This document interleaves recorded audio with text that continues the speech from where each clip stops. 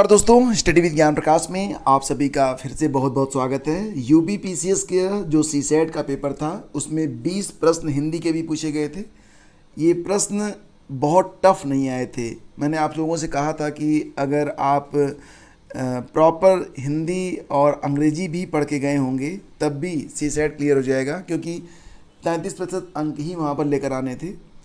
तो चलिए देखते हैं कौन कौन से क्वेश्चन पूछे गए थे। हाँ, प्रश्न इंटरेस्टिंग है, टफ नहीं है लेकिन इंटरेस्टिंग है। जैसे कि इनमें अरड शब्द का पर्यायवाची शब्द कौन सा है? कांतार, आभारी, कुलीन और सस्य में। तो अरड का जो पर्यायवाची है वो कांतार है, यानी कि इसका विकल्प ए करेक्ट था। एक शब्द की वर्तनी में हलंत संबंधी अशुद्धि है, वो अशुद्धि आपको पकड़नी थी। इसमें सम्राट में भी हलंत लगा रखा है, श्रीयुत में तो लगाया ही है, परिषद में तो लगता ही नहीं है, श्रीमान। तो यहाँ पर देखो सम्राट वाला जो था ये उत्तर बन जाएगा आपका। ठीक है, सम्राट में ट में हलंत लगा दिया है, नहीं लगता है।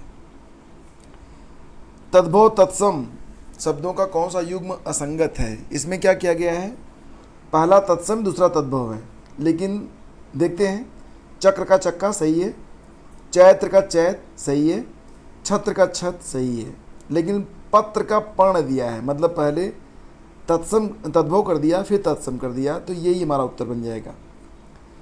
कौन सा वर्ण तालव्य नहीं है? आपको पता है तालव्य वर्ण कौन कौन से होते हैं? च वर्ण के जो अक्षर होते हैं सब तालव्य होते हैं, च, छ, ज, झ, तो सब यहाँ पर आ रहे हैं, क नहीं है, तो क हमारा उत्तर है। तत्सम शब्द कौन सा होगा? हाथ, दूध, काष्ठ और आम में। तो तत्सम है यहाँ पर काष्ठ। काष्ठ मतलब काठ, काठ माने लकड़ी।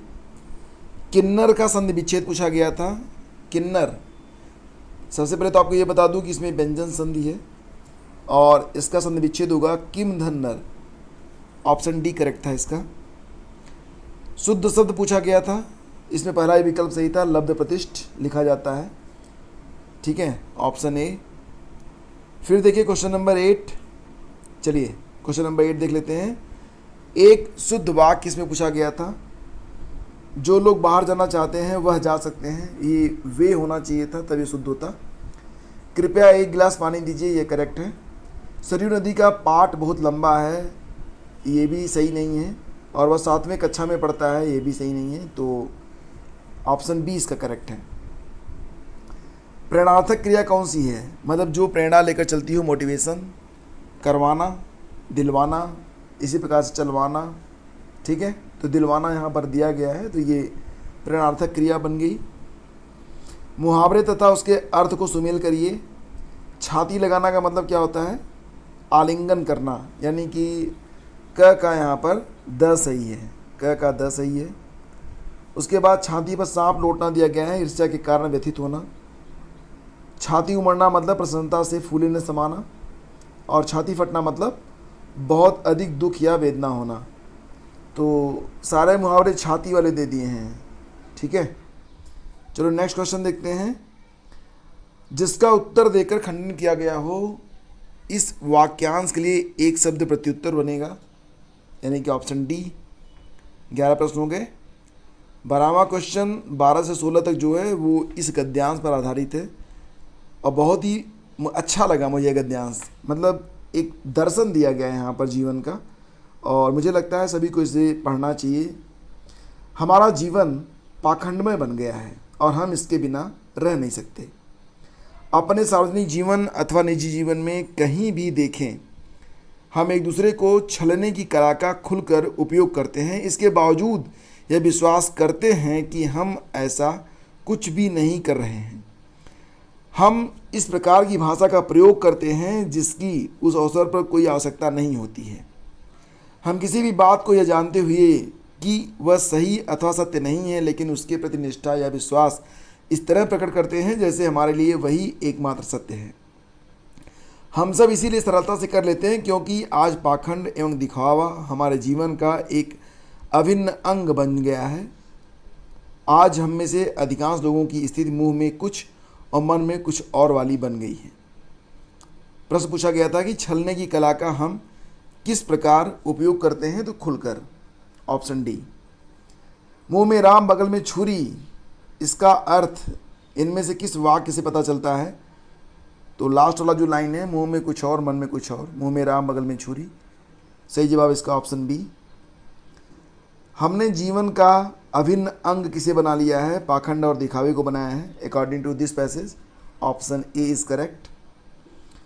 14 हो गया। चलो 15वां क्वेश्चन देख लेते हैं। यह क्वेश्चन है कि यह जानते हुए कि बात गलत है हम उसके प्रति निष्ठा क्यों प्रकट करते हैं? क्योंकि, तो यहाँ पर देखो, निष्ठा इसलिए प्रकट करते हैं क्योंकि दूसरों को छलना चाहते हैं, असत्य को सत्य में बदलना चाहते हैं। पाखंड और दिखावा हमारे जीवन का अभिन्न अंग बन गया है, यही करेक्ट है।